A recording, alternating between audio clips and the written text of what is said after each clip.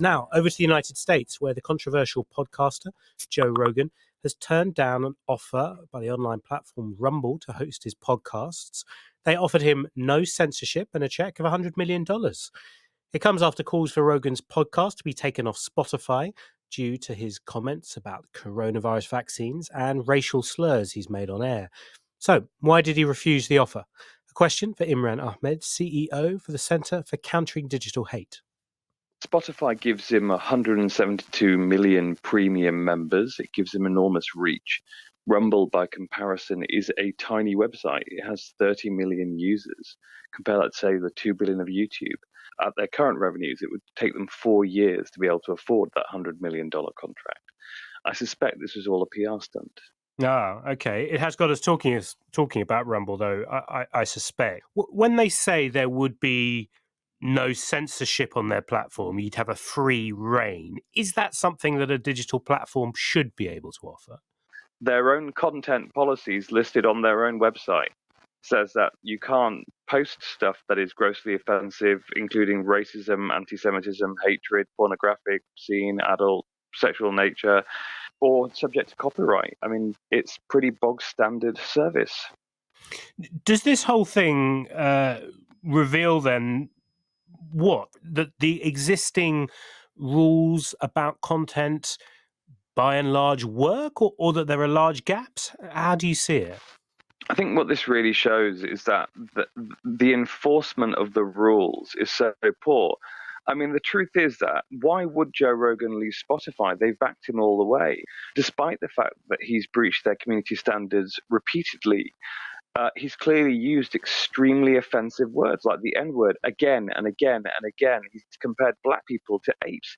He has spread coronavirus misinformation, and yet Spotify are standing by their man. And I think it just goes to show that we have a serious problem on these platforms where they say that they're going to enforce rules. They tell everyone what their rules are, and yet they keep letting people break them. So what for you is the solution here? If Spotify, another platform, is not going to maintain the kind of standards of civil discourse, perhaps even flirting with legal issues in some cases in terms of hate speech and so on, who can compel them? I think what's really interesting is that the UK has tried with its legislation that it's had to go through a draft committee, it should be introduced this year, the online safety bill, is that it says, look, there are certain categories of harm that you can create, and we want you to take reasonable steps to ensure those harms aren't created. Those could be racial discord, it could be extremism, terrorism, it could be child sexual exploitation, or the sort of misinformation that leads to mass death, as has happened in the US in the pandemic with anti-vaccine misinformation.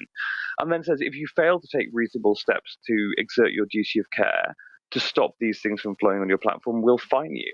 I think that seems a perfectly sensible solution. In the US, it might be quite different. It might be a litigation-based solution, so allowing people to be able to sue if their rights are infringed, or if the rights of their loved one, for example, to life, is infringed. But we are moving towards a place where people see these platforms as being more responsible for their content because, frankly, they are publishers, let's face it. But that's something they obviously reject because of the burden of verification that would place upon them, if nothing else. Well, I mean, they claim that they're not publishers, they're platforms. They're neither legally nor morally liable for the content that they make their money from.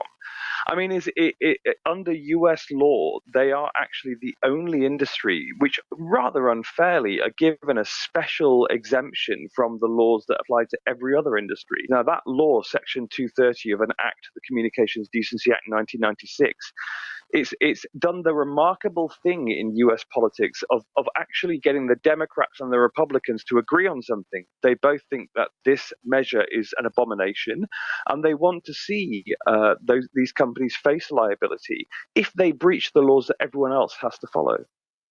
That is Imran Ahmed, CEO for the Centre for Countering Digital Hate.